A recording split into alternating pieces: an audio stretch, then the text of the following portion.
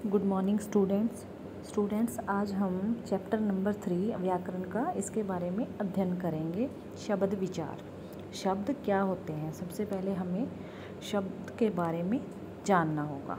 देखो, शब्द क्या होते हैं, किसी भी भाषा की जो क्या होता है, मूल ध्वनियाँ होती हैं हर भाषा की। तो हिंदी भाषा की भी कुछ मूल ध्वनियाँ हैं जिनमें जो वर्णमाला के संयोग से बनी है। तो वर्णमाला में क्या होता है, स्वर हैं और व्यंजन हैं।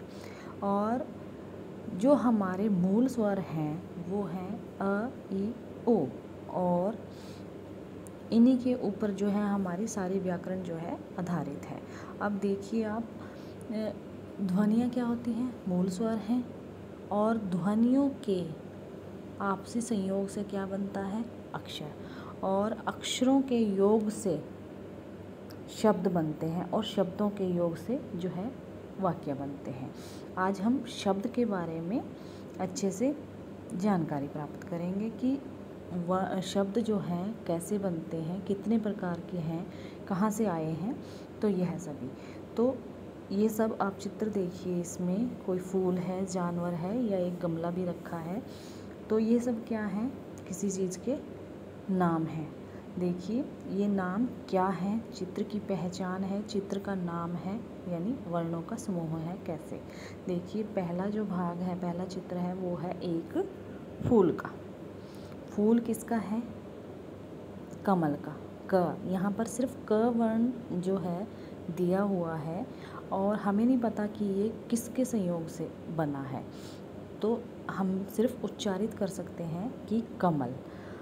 अगर हम सिर्फ इसको क से उच्चारण करें या संबोधित करें तो इसका जो है उद्देश्य समझ नहीं आएगा कि है क्या ये। लेकिन इसमें वर्णों के और अक्षरों के सहयोग से जो है ये फूल का नाम पड़ा है कमल। क प्लस म प्लस ला। वैसे ही दूसरे चित्र में देखिए, ये खरगोश का चित्र है, और ख से हम इसका कोई मीनिंग नहीं निकाल सकते कि हमें और वर्णों की ज़रूरत भी पड़ेगी, और जिनके योग से जो है खरगोश बना है। वैसे ही घ से घ प्लस म प्लस ला। तो ये सब क्या है, ये कोई शब्द हैं जिनसे हमें इन जो है चित्रों के बारे में जानकारी मिली है। अब देखो, अगर हम कमल किसी फूल का नाम है, हमें समझ आ रहा है। अगर हम कमल की जगह मकल या कुछ और बोलें तो क्या उसका मीनिंग जो है हम समझ पाएंगे, नहीं समझ पाएंगे। तो इस प्रकार हम कह सकते हैं कि वर्णों का जो सार्थक समूह होता है उसको शब्द कहते हैं। अब देखिए शब्द की क्या विशेषताएं हैं। शब्द जो हैं वर्णों के योग से बनते हैं, और शब्द से किसी अर्थ की अभिव्यक्ति होती है, और शब्द जो हैं वाक्य में प्रयोग होकर विचारों को प्रकट करते हैं। शब्द जो हैं वाक्य में एक निश्चित स्थान रखते हैं, यानी कि हिंदी भाषा में शब्दों का एक निश्चित क्रम है कि कहाँ पर संज्ञा होनी चाहिए, कहाँ पर सर्वनाम, कहाँ क्रिया, कहाँ विशेषण इत्यादि। अब आते हैं शब्द और पद में। पद जो है शब्द आपके लिए नया है। पद होता क्या है, देखो जब हम शब्द का प्रयोग वाक्य में करते हैं व्याकरण के नियमों के अनुसार, तब वह पद कहलाता है। कैसे, अब देखो राम क्या है, किसी व्यक्ति का नाम है। राम एक अच्छा लड़का है, यह वाक्य बन गया, और इसमें अलग अलग शब्द हैं, एक अच्छा लड़का। तो जब हम इन शब्दों को वाक्य में प्रयोग करेंगे तो यह क्या बन जाएगा, हम उनको शब्द ना कहकर पद से संबोधित करते हैं।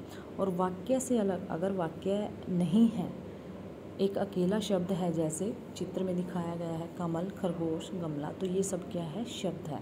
लेकिन जब हम इन शब्दों को किसी वाक्य में प्रयोग करते हैं तब यह जो है पद कहलाते हैं। तो शब्दों के जो भेद हैं, यहाँ पर शब्द क्या है ये हमने जान लिया, और पद क्या होता है, दोनों में अंतर क्या होता है ये भी हमने जान लिया। अब आगे है कि शब्दों के भेद, यानी शब्द कितने प्रकार के होते हैं। शब्द होते हैं उत्पत्ति के आधार पर, व्युत्पत्ति के आधार पर, अर्थ के आधार पर, और प्रयोग के आधार पर। सबसे पहला है हमारा उत्पत्ति के आधार पर। उत्पत्ति के आधार पर जो है शब्द 3 प्रकार के होते हैं, रूढ़ शब्द, यौगिक शब्द और योग रूढ़ शब्द। और रचना के आधार पर हमारे तत्सम और तद्भव शब्द होते हैं, देशज और विदेशज। वैसे ही अर्थ के आधार पर भी हमारे 2 प्रकार के शब्द होते हैं, सार्थक और निरर्थक शब्द। और लास्ट में प्रयोग के आधार पर हमारे 2 प्रकार के शब्द होते हैं, विकारी शब्द और अविकारी शब्द। अब ये शब्दों का जो है इतना यहाँ पर जाल है कि स्रोत के आधार पर कैसे हैं, रचना के आधार पर कैसे हैं, और अर्थ के आधार पर कैसे बनते हैं, प्रयोग के आधार पर कैसे बनते हैं, यह सब हम ऑनलाइन क्लास में डिस्कस करेंगे। और डायग्राम के थ्रू हम इनके बारे में जो है जानकारी प्राप्त करेंगे। और शब्दों का जो है हम प्रयोग हिंदी में किस प्रकार करते हैं और हिंदी में इतने शब्द कहाँ से आए हैं, यह सब हम ऑनलाइन क्लास में डिस्कस करेंगे। Thank you, have a nice day.